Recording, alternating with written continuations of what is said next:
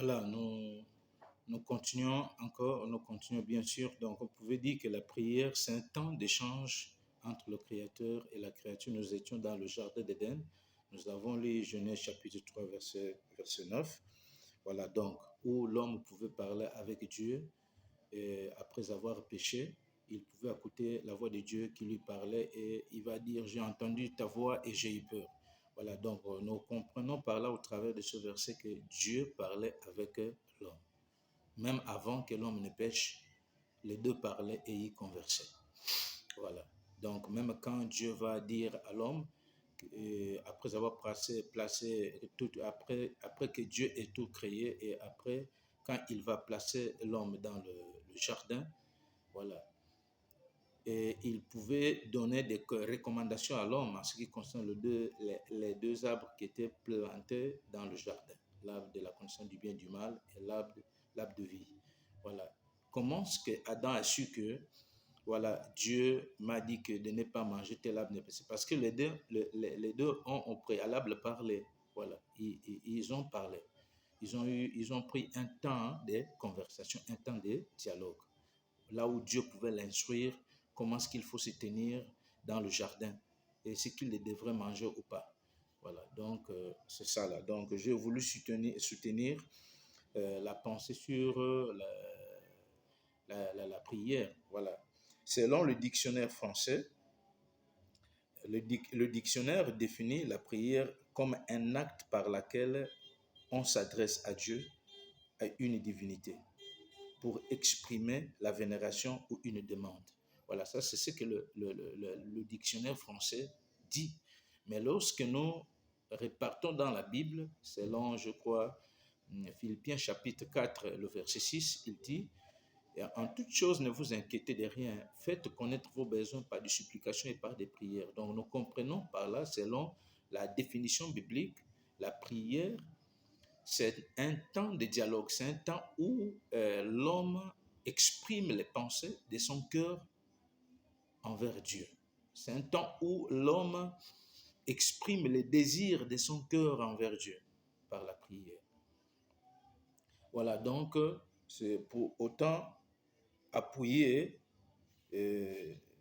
notre définition selon ce que la Bible essaye un peu de définir qu'est-ce que c'est la prière. Voilà. Donc la prière, c'est un dialogue. La prière n'est pas euh, euh, un manuel de récitation comme on le voit dans d'autres milieux ecclésiastiques. Je ne veux pas par là condamner ou bien, je ne sais pas, ne me comprenez pas mal, mais on veut tout simplement recadrer les choses, signifier les choses, comment est-ce qu'elle est. Voilà, donc, c'est pas comme on le voit dans d'autres milieux ecclésiastiques, où on donne des manuels, des livres aux gens à répéter les prières. Donc, s'il n'y a pas ce manuel-là, la personne ne peut pas prier. Non.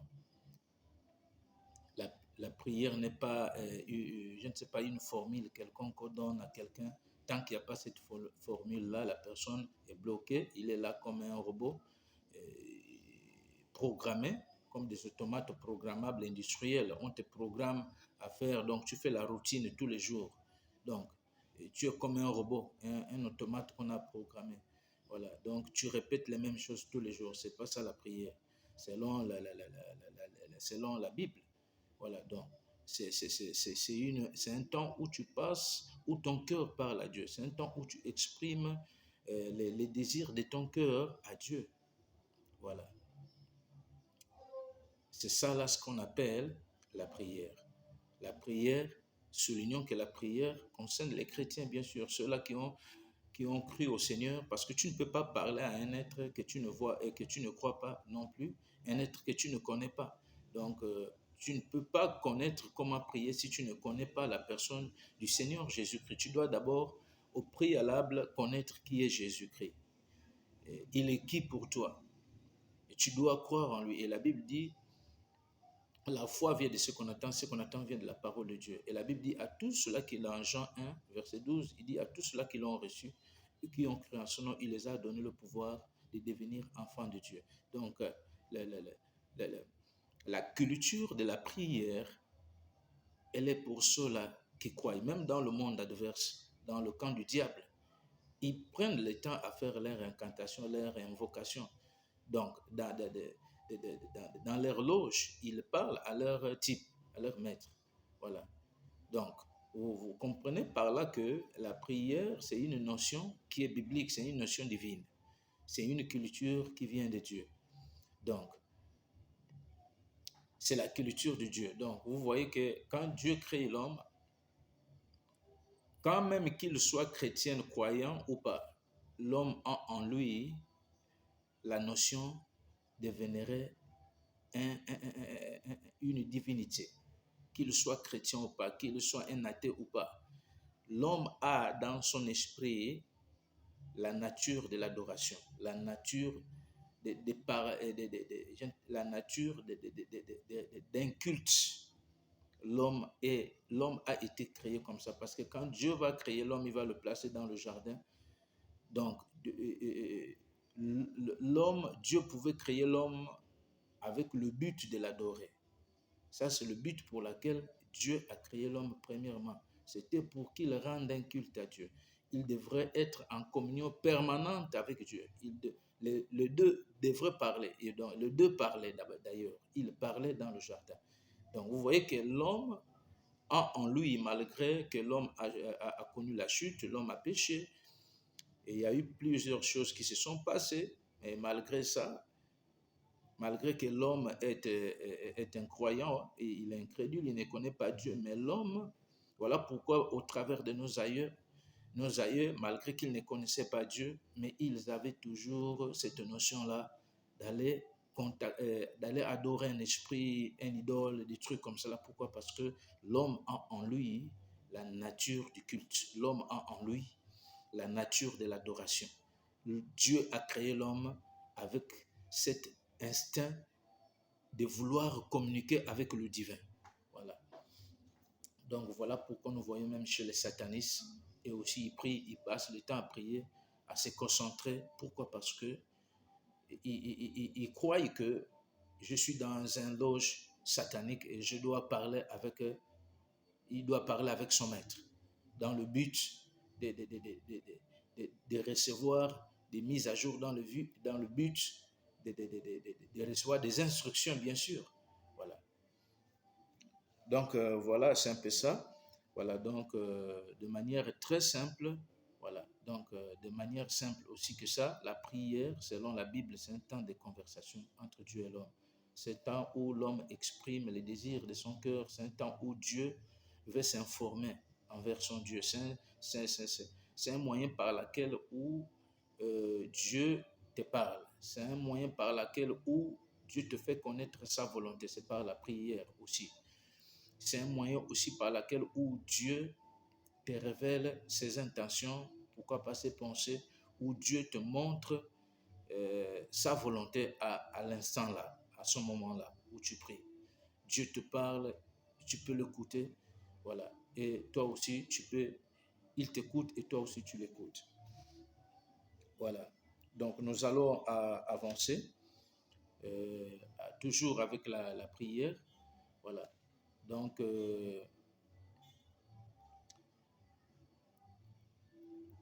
en avançant,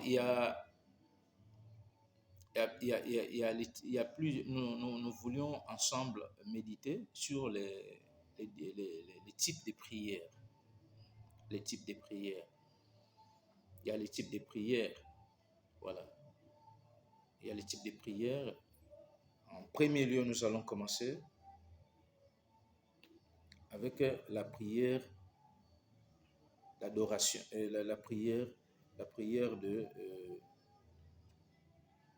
d'adoration. Mais avant tout, avant d'arriver sur ce point d'étudier les types de prières, la question qu'on doit d'abord tous se poser, à qui doit-on adresser nos prières? C'est à Dieu.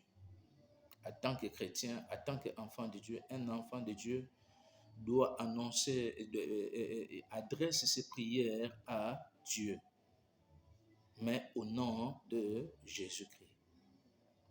Nous adressons nos prières à notre Père Céleste au nom de Jésus-Christ. C'est ce que la Bible nous recommande. Voilà, nous allons essayer un peu de voir un exemple dans la Bible, dans Matthieu chapitre 8, le verset 2, et puis aussi Matthieu chapitre 9, verset 18. Nous allons essayer un peu de lire vite. Matthieu chapitre 8, le verset 2. Voilà, qu'est-ce que Matthieu nous dit? Matthieu chapitre 8, le verset 2, je vais lire au nom de Jésus. Et voici un lépreux s'étant approché, se prosterna devant lui et dit, Seigneur, si tu le veux, tu peux me rendre pur. Vous voyez, ça c'est un exemple d'un homme qui s'approche près du Seigneur, un lépreux, et qui vient adresser une demande au Seigneur. D'abord, il se prosterna d'abord et il adressa sa requête au Seigneur. Voilà. Et il va dire, Seigneur, si tu le veux, tu peux me rendre pur. Pourquoi? Parce que cet homme était lépreux. Vous voyez, ça c'est l'exemple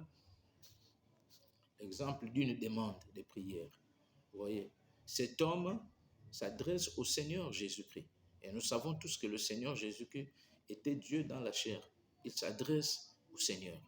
Vous voyez, il n'est pas parti s'adresser à quelqu'un de comme ça. Mais pourquoi? Parce que la personne, le lépreux là a pris conscience que je suis en face de quelqu'un qui n'est pas ordinaire.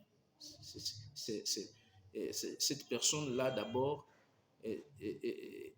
s'est rassuré d'abord qu'il était devant le Sauveur, le Fils de David. C'est lui donc qu'ils attendaient à ce temps-là. Et il pouvait le dire, rien que par sa façon de dresser sa prière. Cet homme-là connaissait le Seigneur, il connaissait à qui il avait affaire. Et voilà pourquoi, sans hésiter, il pouvait bien dire, Seigneur, si tu le veux, tu peux me rendre pur. C'est lui qui peut parler ainsi, cette façon de soumettre sa requête de telle manière. Ça ne peut qu'être la personne d'abord qui a d'abord pris connaissance du Seigneur. Il savait que c'était lui le Seigneur. C'était lui le fils de David, dont ils attendaient la promesse d'Israël. Voilà, vous voyez. Donc, nous voyons par là que cet homme a adressé sa prière envers le Seigneur Jésus-Christ. Vous voyez. Donc, nous comprenons par là qu'une prière qui mérite d'exaucement, qui mérite vraiment des réponses, est adressée au Seigneur, au Seigneur Jésus-Christ de Nazareth. Voilà. Nous allons continuer, toujours avec la prière. Nous sommes en train de méditer ensemble. Voilà. Nous allons cette fois-ci maintenant essayer un peu d'étudier les types de prières. Voilà.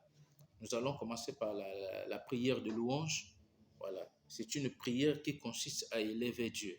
C'est une prière qui consiste à glorifier notre Dieu, le Dieu d'Abraham, d'Isaac et de Jacob. C'est lui qui a créé le ciel et la terre. Voilà. C'est une prière qui consiste à élever son nom.